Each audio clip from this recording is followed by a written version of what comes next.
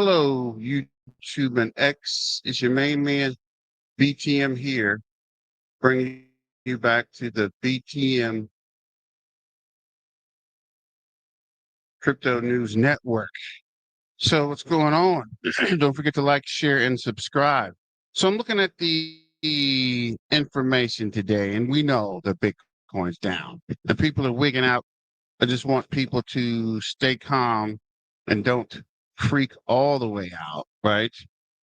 A better day is coming. Just stay calm and relaxed, right? Because we know for sure at some point Bitcoin will pump again, right? This is not the end of Bitcoin. This is not the first time Bitcoin went down. So I don't know why people are just going crazy behind Bitcoin. This is not the only, this is not the first pump, and it's definitely not the last pump. And if you can see, it's been sailing, it's been talking about Saylor is still buying it. So let me know what you think in the comments. What up, Silver Days? Silver, this is Bitcoin, right? I took the orange peel. I've been orange peel. I'm playing. I'm not a maxi, but steel and Zebek. But I'm also talking about Bitcoin and how people are wigging out. So let's get to it. First, this is Caleb and Brown. Caleb and Brown sponsors the channel. Big shout out to Caleb and Brown. Thank you for all that you do. Thank you for supporting your main man, BTM, and trying to keep the lights on BTM Crypto News Network. So this is 24/7 support. You get a one-on-one broker. Anytime you call them, they'll help you with your questions and help you understand the crypto market so you don't lose your money, and make sure you know what you're investing in. And also they self-custody your crypto. So big shout out to Caleb and Brown. Keeping it moving. This is a quick short. Let me play this short so kind of give you guys some information. Then I can close it out and we'll get to the I'm news. surprised, if you want the truth, that we are where we are today. I've mentioned this before. I'll say it again. Between 58K and 93K, we sold 1 million coins out of long-term holders, people that are convicted. When you get past 5 months, that's Glassnode's cutoff for long-term holder. There is an algorithmic determination of what the likelihood of selling a Bitcoin is. It's very low. And yet at the same time, we had 1 million coins, 40,000 a day at one time. We've also, over this rise up to about 117, 118K, had a lot of other long-term holders starting to sell into the market. I'm surprised, if you want the truth, that we are where we are today. I've mentioned this before. I'll say it again. Between 58K and 93K, we sold 1 million coins out of long-term holders, people that are. So that's the crazy thing to me too. People acting as if Bitcoin hasn't been under 95K before or under 100K. I remember when Bitcoin was at 50K, 60K, and it started to pump and people went crazy, and now it's going back down. People are acting like this is the end of crypto as a whole. And you know, like I know, crypto is volatile, right? It's going to have its moments, going to have its ups and downs, but it's not over.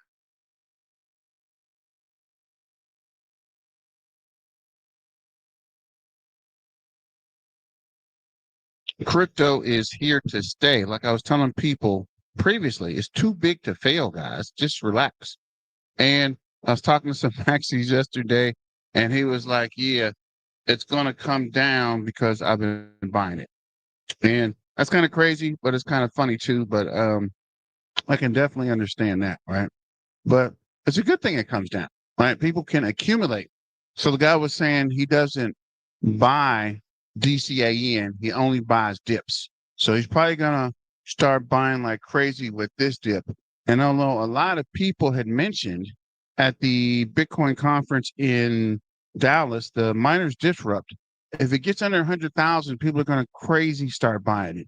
And there's an article about Michael Saylor on here. about Michael's talking about he's going to buy more Bitcoin. Let me see here. Trying to figure out.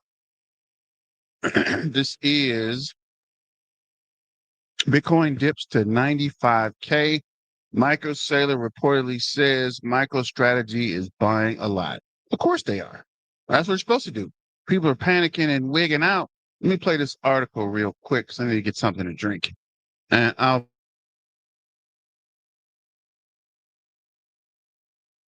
Hey, Scott. Bitcoin has now erased all of its gains since President Trump's inauguration as forced liquidations accelerate, volatility spikes, and risk appetite fades across the market. More than $1.3 billion in leveraged crypto bets were wiped out in the past 24 hours alone, pushing those funding rates negative and thinning out market depth. Liquidity has dropped sharply, and traders are rushing to hedge, driving short-term volatility even higher. Meanwhile, a key support for Bitcoin, those spot ETFs, demand is starting to show signs of strain. Flows flipped negative this week, with Thursday marking the second worst day of outflows since they launched nearly 2 years ago. The stress is also hitting those crypto treasury plays. Arkham intelligence data showing that Michael Saylor's strategy, the largest corporate holder of Bitcoin, cut its Bitcoin holdings by 47,000 coins, though Saylor refuted that sale on our air earlier today. Those shares down around 17% so far this week. Tom Lee's Bitmine Immersion, along with ETHZilla and SharpLink Gaming, are all sharply lower, exposing pressure in Ether proxy trades as well. And crypto, I will say, it remains tightly correlated to the NASDAQ, and it tracked the index's drawdown throughout the week. And we have seen Bitcoin recover from this morning's lows in tandem with the rebound in tech. But with momentum rolling over, technical sellers stepping in, and then the pro-crypto regulatory tailwind fading, this is still a real departure from November norms, with digital assets taking an uncharacteristic breather this month. Scott? Do you have a view, or do the people that you speak to about this, on the notion that as popularity for crypto treasuries increases, the volatility around Bitcoin also increases, or as more money starts going towards crypto treasuries, maybe money comes out of Bitcoin as a pure play? Precisely. And so much of where we saw Bitcoin breaking from moves in the NASDAQ came from this inflow, all these institutional inflows into the spot Bitcoin ETFs. And then this summer, you saw this surge in the digital asset trade, those DATs. And then that's what's led to more of this volatility as people move from spot trading and from the spot Bitcoin ETFs, which really gave a comfortable floor to the trade, into these more volatile plays where you're seeing these proxy trades for Bitcoin, for Ether, for Solana, and other altcoins introduce a lot more volatility into the market. And it's also not helping that we're seeing this more, liquid and thinning out of the spot market in general.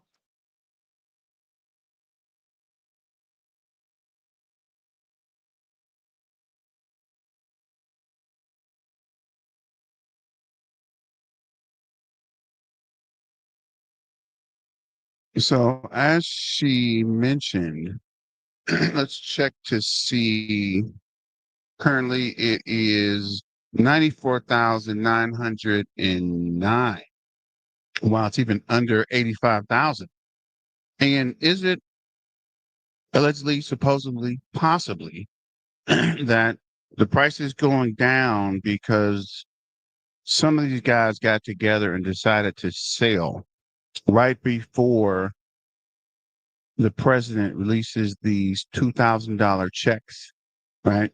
And if people were to get these checks, and some people put it into crypto, some people put it into Bitcoin because Bitcoin is extremely low. That means it's going to rally like crazy.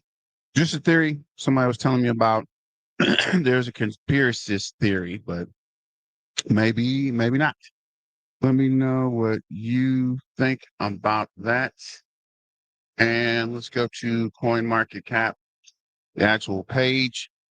So this is if it comes up, market cap for all of crypto is down 2.3% to 3.23 trillion.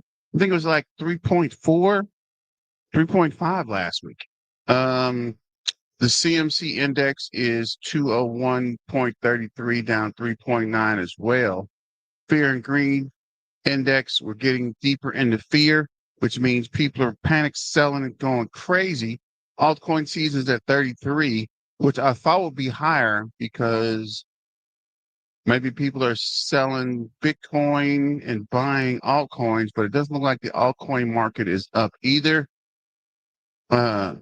Average crypto RSI is down to 39.6. So we're getting to that oversold territory.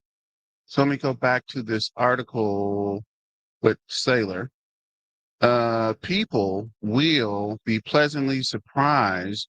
We're buying quite a lot actually. Let me go back here. Did you say? Bitcoin slipped to 95,000 in the morning trading on Friday. MicroStrategies are reportedly picking up a lot of tokens for cheap. And that's what I'm saying. These guys are stacking up. The newbies are dumping, and people that don't have a large amount because they're kind of fearful versus these guys, the whales, the big dogs are buying like crazy, right? This is a freaking fire sale.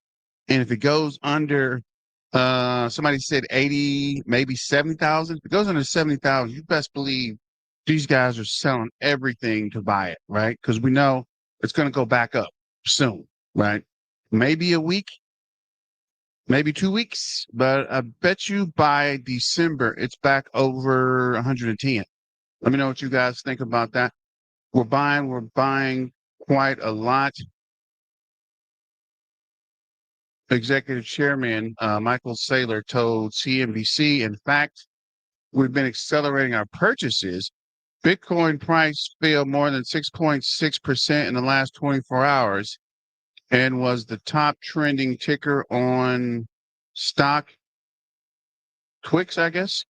Retail sentiment around Apex cryptocurrency dipped to bearish from neutral territory, even as the chatter rose too high from normal levels of the past days.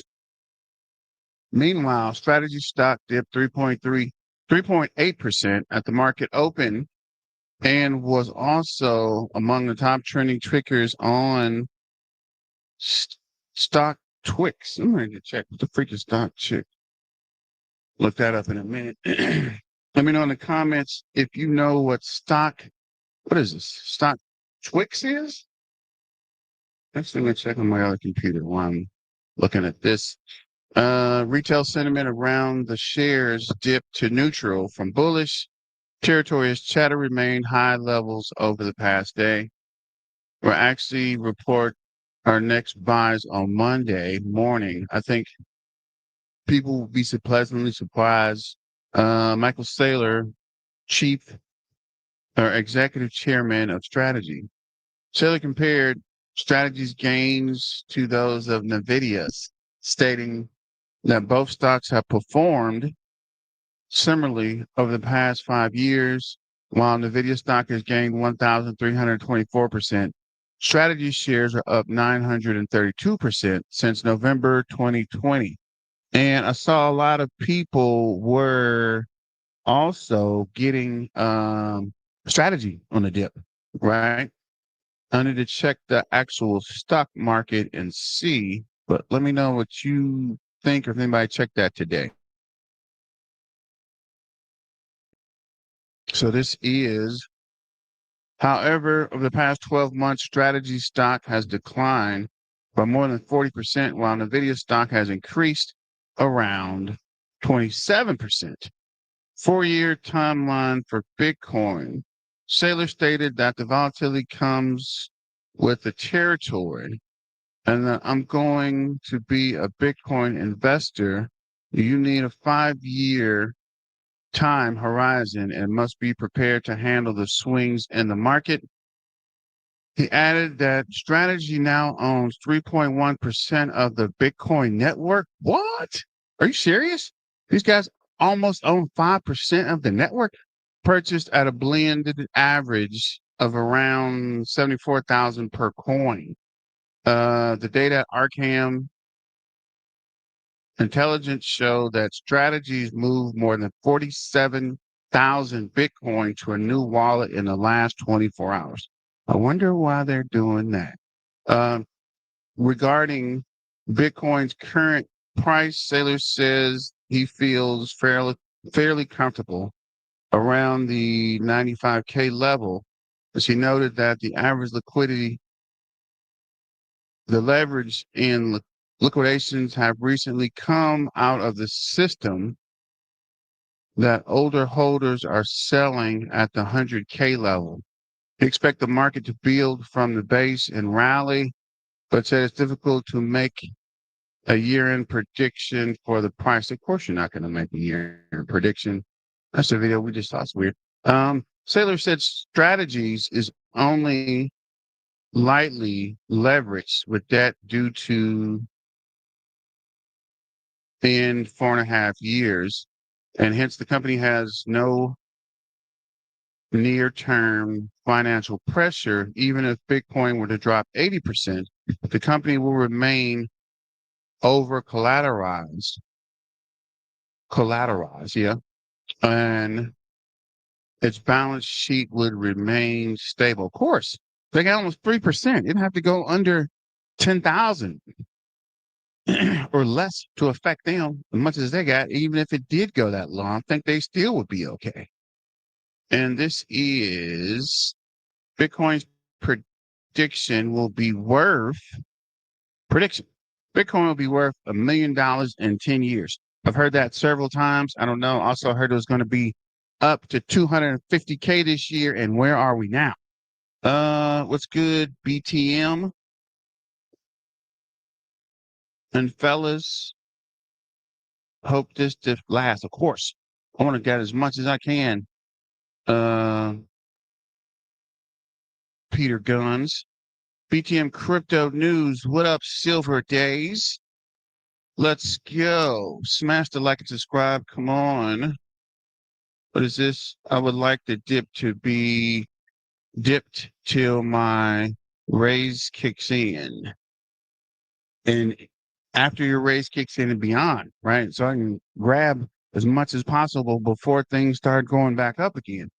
Key points: in 5 years, in 5 of the past 10 years, Bitcoin has posted triple-digit percent growth rates. Let me read that again. In 5 of the past 10 years, Bitcoin has posted a triple-digit percent growth rate. It took Bitcoin about 7 years to rise from 10,000 to 100,000, which would have made that a hell of an investment. I wish I would have put my little 10,000 in. What was it, 7 years ago, to make that 10,000, 100,000, literally making 90,000 in 7 years. That's crazy. That's an entire salary, right? That's 2 years worth of somebody's salary you made just by freaking holding Bitcoin. Yes, it need to go lower 30%. Any lower. I don't know about 30%, but anything lower, right? Keep going under 30%. I think that would take it down to 70, maybe 60, 70. That would be nice. But you got to be patient, right? We know it's going to come back. There's too much involved in Bitcoin. There's too deep in the market. Like I told somebody at the conference, Bitcoin is literally too large to fail. Back in November 2015, Bitcoin traded at 300 and 400. Really? Yeah, that's about 10 years ago. A decade later, it trades around 103,000. So the big question becomes, where will Bitcoin be in 10 years?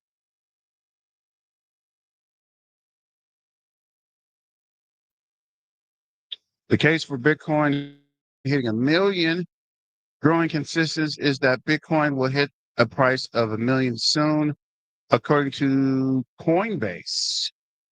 NASDAQ CEO Brian Armstrong.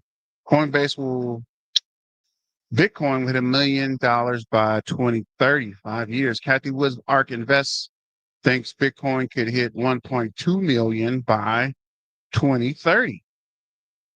Pretty based on the historic track record, Bitcoin would appear to be strong candidate to fulfill these expectations. At the time, Bitcoin's growth rate has been exponential. Consider, for example, it only took Bitcoin 7 months to go from $100 to $1,000, and another 8 months to go from $1,000 to $10,000. The path to 100,000 though is considerably longer. Bitcoin hit its first 10K in November 2017, but it took slightly more than 7 years for Bitcoin to rise from 10,000 to 100,000. Yeah. Once it got over 20 or 30,000, it slowed down drastically. That's why I think the move from 100K to a million is going to take longer than many people think. Most likely it'll take 7 years or longer. As a conservative estimate, I'm predicting that Bitcoin will hit a million in 10 years. And this goes on to talk about the 4-year cycle. We know the 4-year cycle is probably going to come down. One important factor to keep in mind that Bitcoin typically moves in 4-year cycles, punctuated by periods of boom and bust. Generally speaking, there's a big decline for every 4 years. Bitcoin lost 57% of its value in 2014, 70% of its value in 2018, and 64% of its value in 2020. And these guys are complaining about, what is it, a 3% dip? Come on, bro. Good news.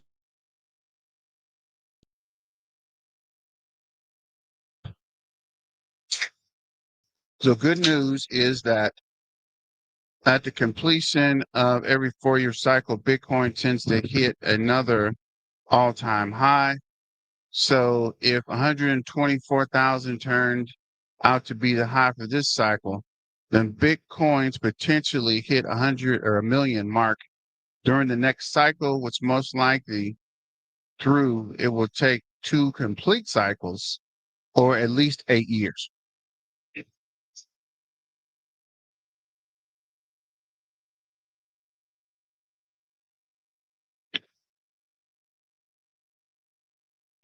Had to get a drink. I don't know why my throat's freaking dry as heck. I don't know if this is fan or what. Hope I'm not getting cold. But anyway, the big takeaway here, beware any future price target that claims that Bitcoin's 4-year cycle is no longer a thing. Admittedly, Bitcoin's historical volatility appears to have warned, and a strong base of institutional investor support for Bitcoin means the sharp declines are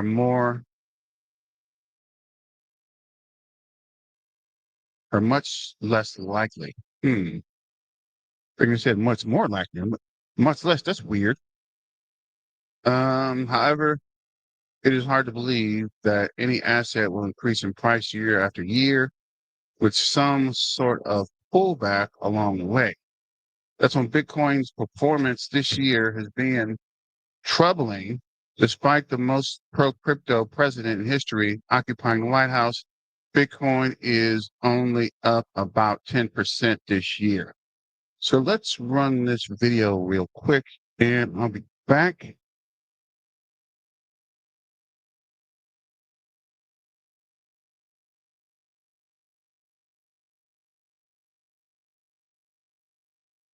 Time our next guest was on CNBC. He was expecting Bitcoin to be $150,000 by the end of the year. Want to find out if he's changed his tune since late October, given the recent move in the crypto space. You're looking at Bitcoin right now at $94,632. Michael Saylor is here, strategy founder and executive chairman. Good morning to you. What do you think? 150 by the end of the year? What do you think's happening here? You know, I think we all want to go to the moon, but if you want to ride the rocket, you got to be prepared to pull the G's. Over 5 years, Bitcoin's had like 6 brutal drawdowns. If you roll the clock back 13 months, we were sitting around 68,000. And then after the Trump election, we had this incredible rally from 68 to 106,000 in 5 weeks. If you go back 14 months, we were about 55,000. And so if you'd said we're going to go from 55,000 to 94,000 in 14 months, that would have exceeded any reasonable investor's expectations. Over 5 years, Bitcoin's up about 50% a year on average for the 5 years. Gold and S&P are studying the cost of capital at 14%. My company's strategy is up 71%, equivalent to NVIDIA. There's no other stock in the S&P that's done any better. So I think the volatility comes with the territory. If you're going to be a Bitcoin investor, you need a 4-year time horizon, and you need to be prepared to handle the volatility in this market. So when you look at the price right now, and then we'll talk about the implications for strategy, but when you look at the price right now, what does the upside at this moment look like to you, and what does the downside in this moment look like to you? You know, I feel like we put in a pretty strong base of support around here. There's an incredible amount of leverage coming out of the system, a lot of liquidation. A lot of the OG holders were selling at the $100,000 level, and so I'm fairly comfortable at this level. I would think that we'll build from this base and we'll rally from here.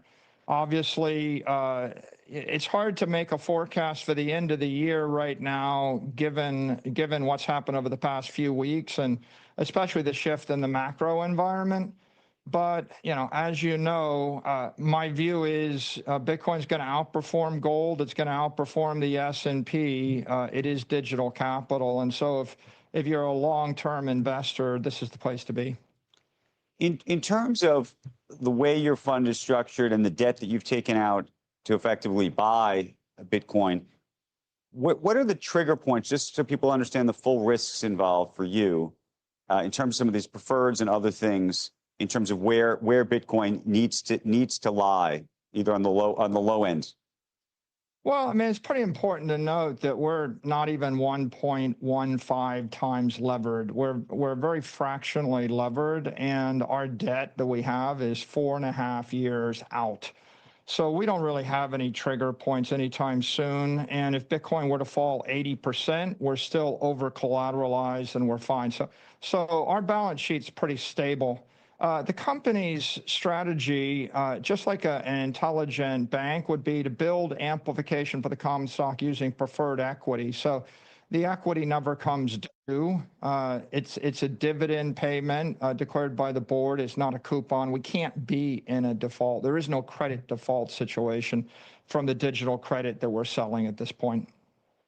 I was curious if you could comment on something we heard from Cathie Wood last week.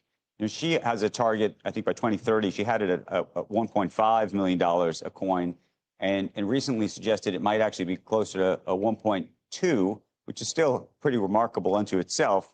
And yet, when she explained her new rationale, it was actually that stable coins, the sort of emergence of stable coins and the growth of those coins being used for transactions, she argued could ultimately crowd out some of the use case for Bitcoin. What did you think when she said that? I think the entire digital assets economy is exploding and growing in a bunch of different dimensions. Right now, the way to think of it is that half of the economy is built around Bitcoin. It's digital capital. Bitcoin is digital gold. And the killer application on top of digital capital is digital credit. Instruments like Stretch, STRC, credit instruments that pay yield.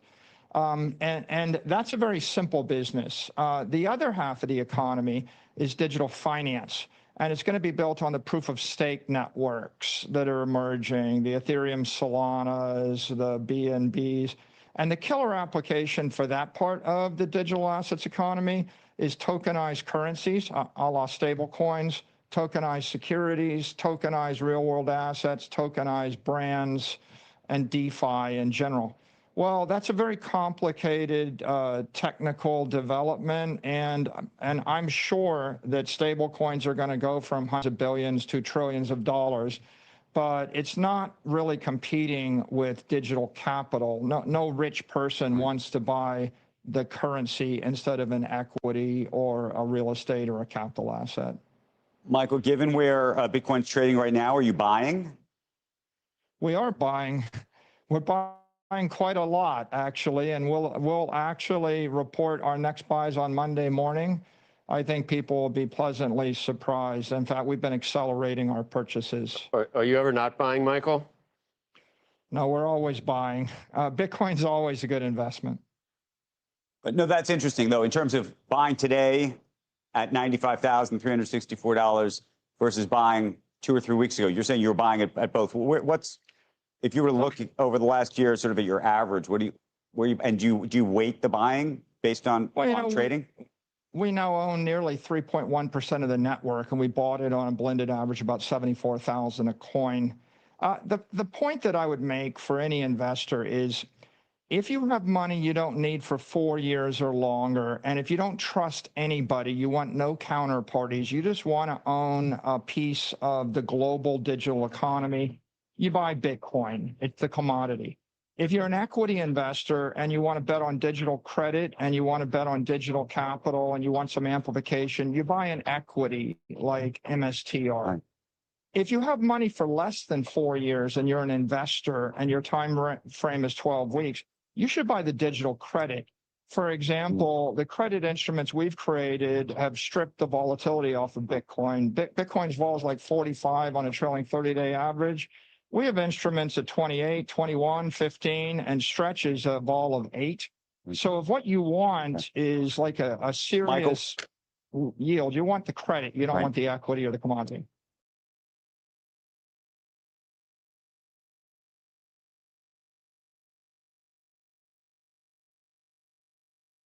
Here at the Executive Chairman of Strategy, Michael Saylor. Thank you so much for joining us. Happy to be here. Michael, this is your first interview since the S&P granted its very first rating to a Bitcoin-focused company. Is that correct? That's correct. So tell me about this announcement and what the significance is to the industry. Well, the news just came out today. S&P put out a press release that they've granted for the first time to a Bitcoin treasury company a credit rating. So we were rated as a B minus. Is that fair? It's a start. We expect to move up in the ratings over time, but we think it's a very auspicious start because it represents institutional adoption of Bitcoin-backed credit. And of course, the most exciting thing we've done this year are 4 IPOs of 4 digital credit instruments: Strike, Strife, Stride, and Stretch of late. And now that we've got an S&P credit rating, that's going to open up the market. There are hundreds of billions, if not trillions of dollars of capital that won't buy an unrated instrument that can go ahead and acquire a rated credit instrument. So it's really a great day for us and for the entire crypto industry, I think. And for the layman, how should they understand?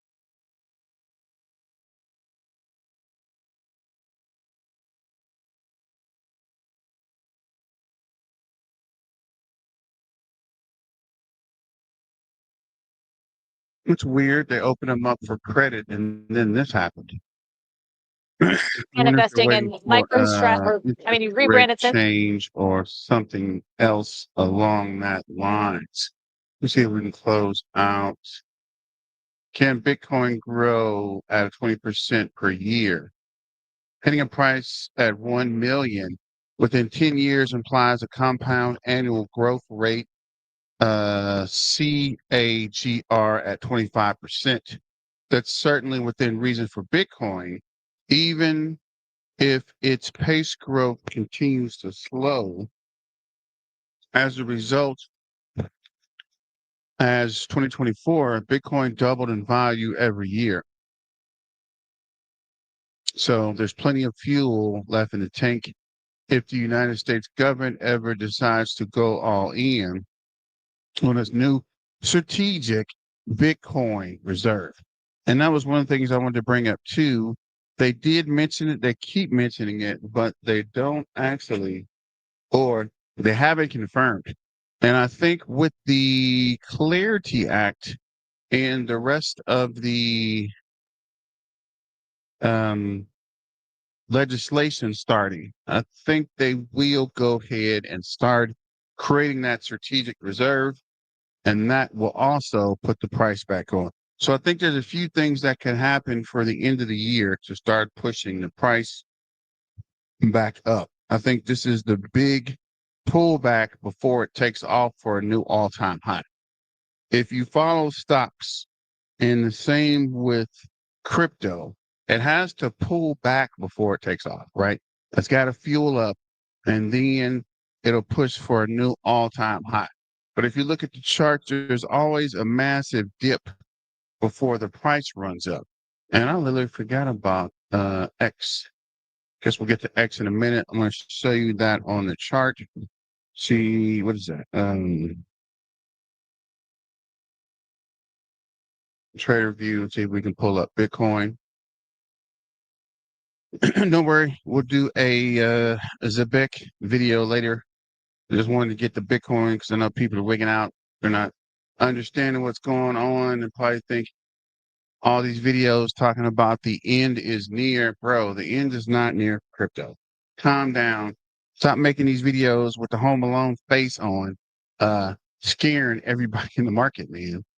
And you see here, they're still building volume. RSI is 50.6. Wow.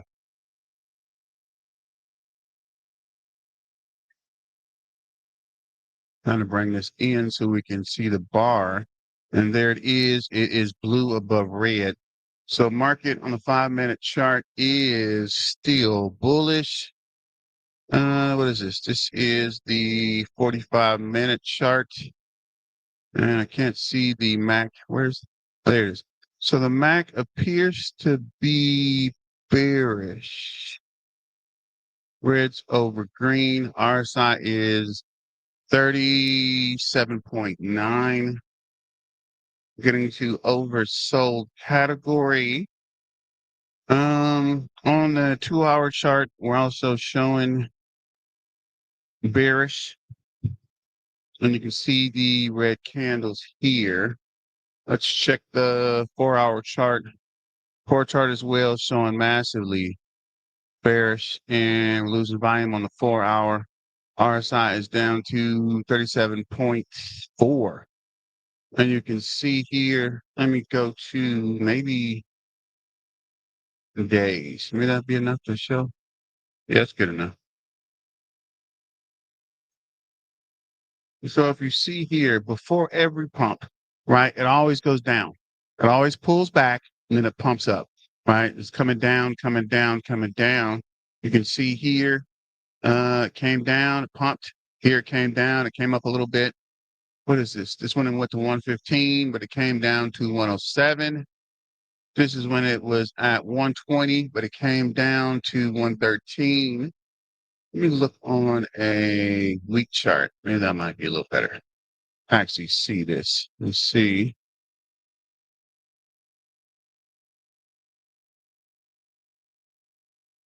So we'll zoom out a little bit. Whenever in doubt, zoom out. And you can see here clearly.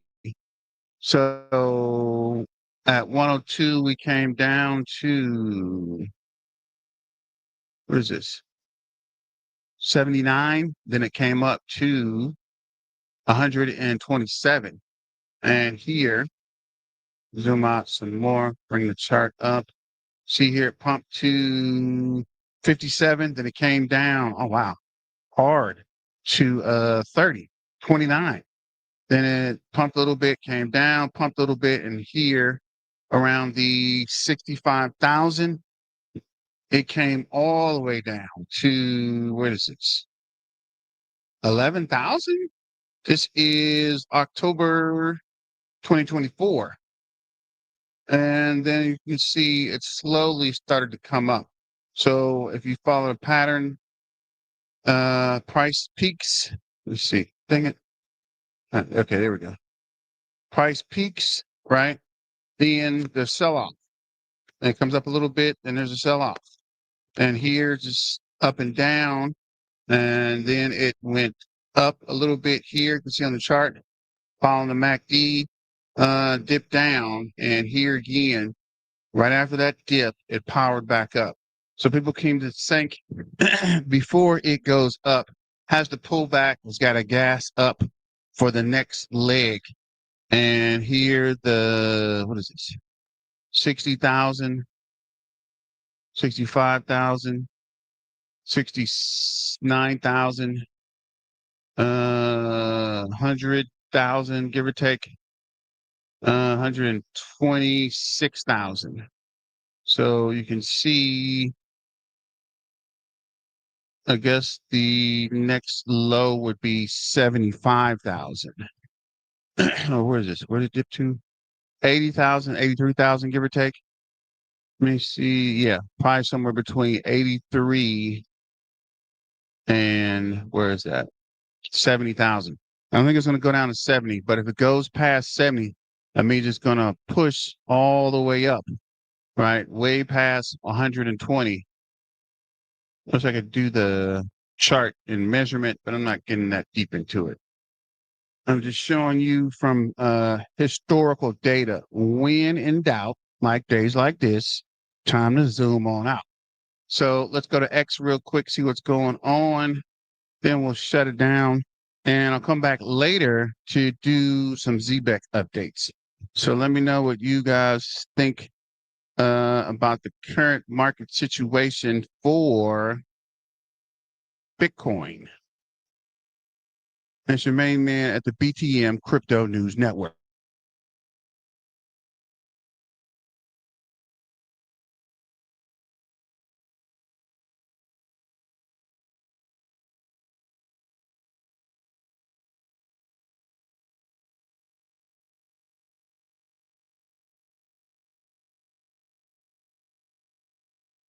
I'm trying to adjust my camera. It looked like it didn't even move. That was just a full waste of time. So over to X. Shout out to Daddy and his Bitcoin miner museum at the Bitcoin Disrupt conference, the Disrupt Miners Conference. Actually pretty cool. A lot of interesting people there. A lot of interesting conversations. I got some videos I'll chop up and start pushing out. But overall, it was pretty cool having it in Texas. And you can see if the mining conventions are expanding, that means there's still some room to grow in the industry. Although they mentioned a lot of the miners are switching over to AI versus mining, doing AI for data centers. So we'll see how that turns out. I think that's actually pretty profitable now, but it's kind of like a peak in a valley, right? Things get to a point like Bitcoin mining gets to the gold age or the golden age, and it kind of comes back down. So like there was a golden age for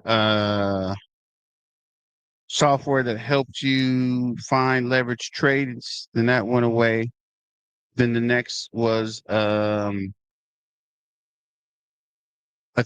mining, GPU mining, that went away. Then ASIC mining came up. Then that pushed for a while. Then it was FPGA, and now it are using CPUs to do AI and machine learning, right? The compute power. So things continue to change, although you can still mine. I think the age is going over to using your computers to help with AI and some of the modeling, some of the rendering, and some of the compute power. So let me know what you guys think about that. But now would be a good time for smaller miners to pick up some of the slack. I'm just saying. But we'll get to that at some point. Bitcoin support is strong at 94K. And looks like we're at 94.9. At 94K, JP Morgan said Bitcoin has a strong support and still sees a path to 170K from here. Breaking news, SEC Chair Paul Atkins said the SEC will ease crypto and Bitcoin regulations. Of course they are. Great time to announce that, though, you think? CG says nations will print unlimited money to buy Bitcoin. And CG's pretty smart. I'm just saying, right? I'm telling you guys, it's a full on thing going on. They're just not telling us, right? These guys have a full plan and action and continue to run the plan. And we're just here trying not to fall for the banana in the tailpipe. I'm pretty sure this whole thing was just for people to sell so they can buy it cheap. UAE Sovereign Wealth Fund just bought 514 million worth of Bitcoin ETF. You're scared countries are buying. While this thing got yours. While you're scared, Grant Cardone just placed an order to buy 90 million. Wait, that was 514 million. 90 million worth of Bitcoin. Lots of speculation about that guy. We'll keep it moving. Jack Dorsey's Cash App just launched auto Bitcoin buys for their 80 or 58 million users with no fees. What? Bitcoin is going mainstream. Bitcoin's already mainstream, bro. Larry Fink just broke down Bitcoin scarcity. BlackRock CEO Larry Fink said it's best if every millionaire in the U.S. wanted to buy one Bitcoin, there wouldn't be enough at its best. Okay. It's hard scarcity, 21 million Bitcoin ever, and far fewer actual liquid. Not even enough for every millionaire, let alone the institution, the banks, and governments now entering the race. We're still early. Regulation, banking rails, and institutional framework are accelerating from the clarity and the crypto structure bill. What up, Chad? What's going on, man? But yeah, he's right. Because I was telling you guys, man, it's not even started yet. People saying it's over. It ain't even yet. So this is billionaire Ron Barron year. That's inflation. just said live on CNBC that he is buying Bitcoin to fight inflation. About 7% Billionaire coming. and that means 40,000. What? This must be an old video. Happen is the value of your money Why is falls, there a in, family falls like 4 or that? 5% a year. That's inflation. Falls 4 or 5% a year, and the economic Wait, growth has been about 2% a year. So it's about 7% a year growth, and that means everything doubles in 10 years. The value of your money falls in half every 15 years. So you got to make twice what you're making today in 15 years to stay even. And so stock market, so Bitcoin's been amazing, obviously. It happens. And that was the the value thing of your too. money People are saying falls that 4 or the 5% a year. That's Bitcoin will inflation. outlast the stock 4 or market 5% a year, and and the the gold economic market. growth has been about 2% So a I don't year. know. So it's about 7% Let me know a what you year guys think. growth, and The that means low everything is doubles in in 10 years. The value of your money Bitcoin. falls in half every 15 years. So you got to make This twice what you're is making. Caesar the Great. And he's saying the low is here at 92, give or take. If it comes down to that trend line, probably down to maybe 89. So let me know. Do you think the low is 90? Actually, can't be because Today, at in 94, 15 right? years, You said the stay low is even. 96. We're at And 94 so now. stock So market, that so was some good Bitcoin's been amazing, analysis. But obviously. again, you can't really It happens is the fully value of your money go falls off of in, technical analysis, right? I thought this was funny.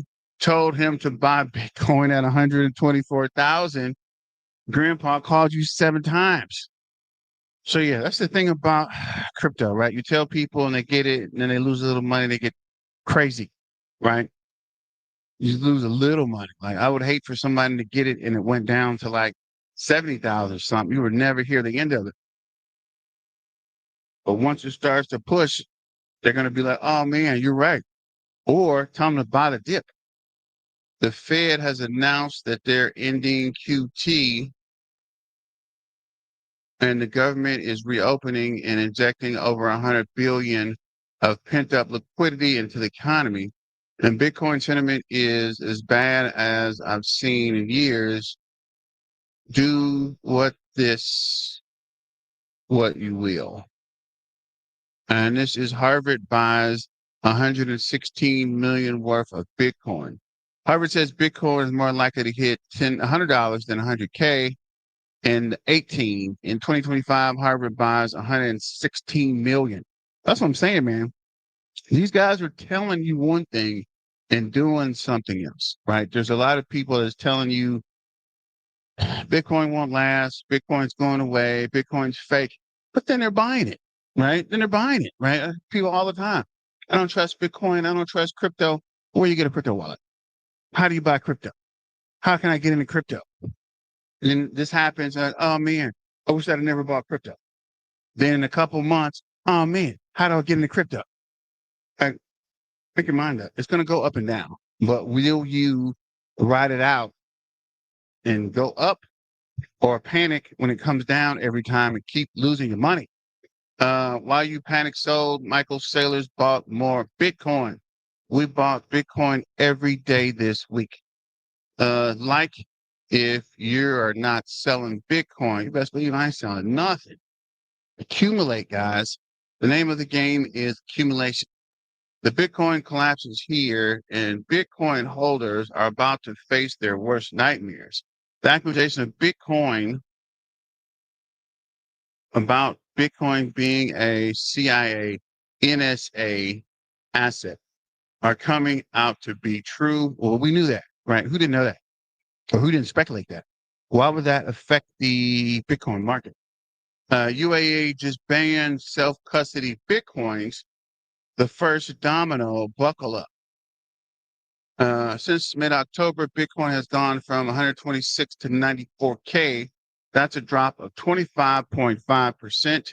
20% to 35% pullbacks are normal during bull markets. And that's what I was explaining to you guys or showing you on the charts. It happens, bro. But this is the fuel to pump the crypto. Use this as an opportunity to stack more. As we saw this, Michael Saylor says, we've been accelerating our purchases. We're always buying. Bitcoin's always a good investment. If you don't trust anybody, you want no counterparties. You just want to own a piece of the global digital economy. Buy some Bitcoin. Buy. It's not financial advice. This is just for entertainment purposes. I thought this was funny, right? 150 down to 80K. That's hilarious. I don't think it's going to go down that far, but it's just hilarious, the video. I promised if Bitcoin pumps below 95K, I will give 10K Bitcoin to 5 people. Holla at your boy, Mr. Crypto With. So as promised, I'll be giving away 10K to 5 people today. Don't forget about the BTM Crypto News Network. Just trying to keep the lights on here. Rules like retweet and follow me. If you're not following me, you will be disqualified. Proof will be posted in 24 hours. Doing this for my community. So shout out to the crypto whale. Holla at your boy. Michael Saylor's MicroStrategy just started selling Bitcoin for the first time in 2 years. They dumped 33,000 Bitcoin worth 2.3 billion and keep selling more every minute. What's going on? So we looked at this. This is actually false. They're not selling it. They're just moving it to another wallet. And why would they sell it anyway? Right? They're like, we just saw they're like the 3rd% holder in Bitcoin. So shout out to Solo Satoshi, which is I think BitX or was BitX. Oh, I gotta look that up. They helped me with my BitX miner at the Bitcoin mining disrupt convention this week here in Dallas. So big shout out to Matt and the guys over at Solo Satoshi. Interesting. This is me from yesterday. Tapping up my main man, Thomas from the Bitcoin Being Club. So let's go back, finish this video with Michael Saylor and shut it down for the day. just strategy, but investing in strategy, the public equity versus these 4 new product offerings you just mentioned? Well, Bitcoin is the baseline. And so what you want is the digital commodity. You would buy Bitcoin because it comes without that counterparty risk. And that's normally been about a 45 vol asset that's returning about 45 to 50% a year. Our equity is amplified Bitcoin. So we actually have more volatility, more like 60, and we've been outperforming Bitcoin. So the people that want more volatility and they want more performance would buy that amplified Bitcoin equity. But there are a lot of people that want half and half. They want some of the upside, a lot less downside, and they want a dividend. And so that's what Strike was created for. It's convertible preferred that gives you long-term upside, but principal protection and an 8% dividend at par. And then there are other people that are long duration credit investors.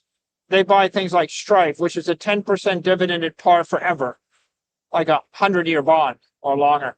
And then for those that want extreme fixed income, they would buy Stride, because Stride is the junior credit instrument, but it yields about 12.5% effective yield. So about 350 basis points more than Strife. And the final one is Stretch. Stretch is a treasury credit instrument. It's for people that don't want they want the minimum volatility. Like, I have money I don't need for 6 months, and then I got to pay my kids' tuition, or I got to pay my taxes, but I don't want to get paid 2% or 3% or less from the bank. So Stretch pays a dividend, which is right now 10.25% at par. It's got most of the volatility of Bitcoin stripped away. It's kind of targeted at 100, and now it trades like 98.70 cents or something. So it's very close to that 100. And what you're getting there is equivalent like a 1-month Bitcoin bond, right? So if you've got a short-term focus and you hate volatility, but you want to get paid double or triple what the money market would pay you, you would buy that Stretch instrument. And if you got a massively high risk tolerance and your Bitcoin maxi, you would buy the equity, and the other credit instruments are for people in the middle. And talk to me about the nuance of it being a tax-free dividend yield that you're looking at here. Yeah, well, the beauty of a digital credit instrument that's issued by a treasury company like ours is we fund the dividends by selling equity. And when you fund the dividends by selling equity, then the dividend becomes a return of capital. And as a return of capital, it means there is no tax on the dividend. So when you're getting 10%, you're getting 10% cash dividend yield. And what happens is your basis in the instrument is reduced by the cash dividend. So if you buy a $100 share and you get a $10 dividend a year, then your basis goes to 90. And then after the second year, it goes to 80. And after the third year, it goes to 70. But for the next 10 years, you have no tax. You don't pay qualified dividend. You don't pay long-term capital gains tax. You don't pay ordinary income. You just get a return of capital. So that means the tax equivalent yield of one of these instruments is like 16 to 20%. It's like a bank that pays you 20% interest. And so that's a very special thing. It's because we're built on Bitcoin. A treasury company built on Bitcoin is the most tax efficient fixed income generator in the world. I've seen this evolution of what you're doing in the Bitcoin industry. So 5 years ago when we started talking, it was very much about this digital asset treasury strategy, which we're going to loop back around to in a minute because so many people have been following in your footsteps there. But as of late, there's been this evolution into digital credit, which we've just been talking about. And we're here at a payments conference, but Bitcoin isn't about that payment element. It's not about the transactional nature of cryptocurrency. It is kind of about this dual structure of a credit offering. Can you talk to me about how your thinking has evolved in that? I think the crypto industry has evolved over the past 12 months into two different sides. There's the digital capital side of the industry, and Bitcoin is digital capital, a long-term store of value, and digital credit instruments that are built on top of that capital. So we're accumulating the capital and we're selling the credit. On the other hand, there's digital finance. And the digital finance part of the industry is tokenized currencies, tokenized securities, tokenized brands. And that's all of all of the proof of stake networks and all the crypto exchanges and the stable coins and all the tokenized stocks and tokenized bonds and the meme coins. And that entire business is going through a Cambrian explosion of innovation as well. And JP Morgan is now willing to accept Bitcoin as collateral. At least they said that they intended to do that. Talk to me about that component where you're seeing Wall Street banks lean into Bitcoin as collateral. What is that? Yeah, I think the most exciting thing is 12 months ago, you couldn't get a loan against Bitcoin or a loan against wrapped Bitcoin like an ETF like IBIT. You couldn't get those loans from any major bank in the nation. And now what you see is that Bank of America, JP Morgan, Wells Fargo, BNY Mellon are all beginning to embrace this asset class. You see other innovative banks, Charles Schwab, Texas Capital. They're offering pretty progressive credit terms against either IBIT, and now even many of those banks are starting to talk about offering credit against underlying Bitcoin. I think in 2026 we'll start to see some of these major banks like Citi custody Bitcoin, BNY Mellon start to custody Bitcoin, and companies like JP Morgan start to issue credit against it. I think it's all very auspicious for the entire industry. I was wondering when they were going to start doing that because you saw the SAB 121 roll back. And I mean, we have the Genie Act passed into law, but that's not the crypto market infrastructure bill that seemed like it was what was standing in the way of banks getting comfortable with custodying crypto. But are they going to do that absent further hard and fast rules from Capitol Hill? It looks like the train has left the station and now everybody's moving forward. Are you pleased with what you're seeing out of Washington, from whether it's the White House or lawmakers? I think the entire administration has been, and the Senate and the House have all been just very, very positive toward digital assets consistently for the past 12 months. I think we've seen a lot of very positive initiatives out of Treasury. You see enormous positive initiatives from the SEC. And now you see we've got a new designated head of the CFTC who's very positive on digital assets in the entire crypto industry. I think the White House could be more supportive.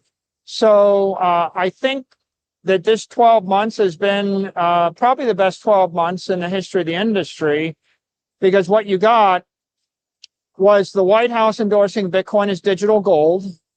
Then you got the SEC saying we expect that securities will be tokenized on chain and we're going to support it.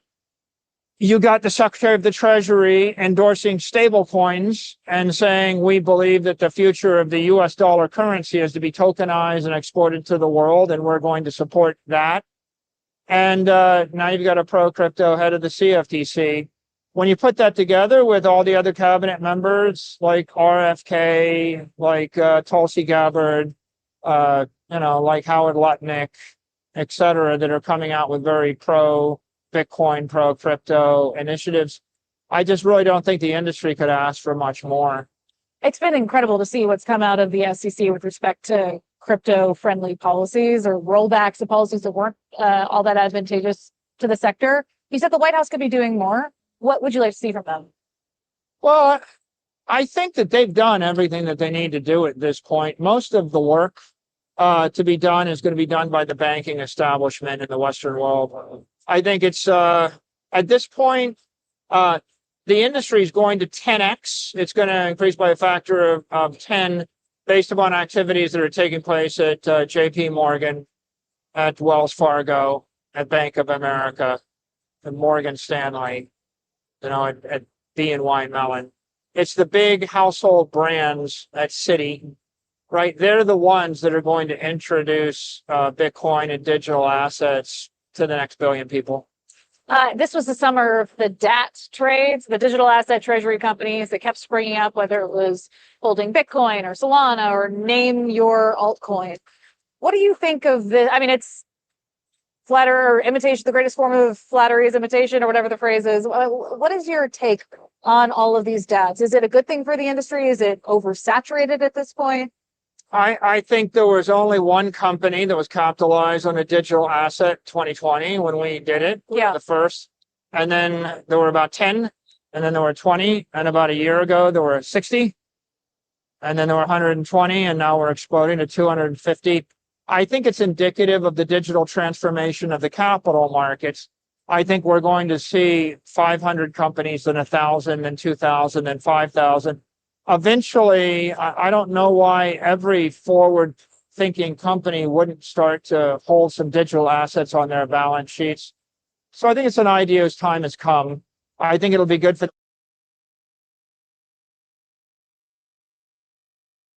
Well, guys, thanks for joining. Don't forget to like, share, and subscribe and super chat. And as always, just wanted to leave you with a little Michael Saylor there. But as always, let's get back to the money, guys, and stay dangerous. It's your main man, BTM, signing out. Peace out, and see you later tonight for Zebek updates. Shout out to the BTM Crypto News Network, and we're out.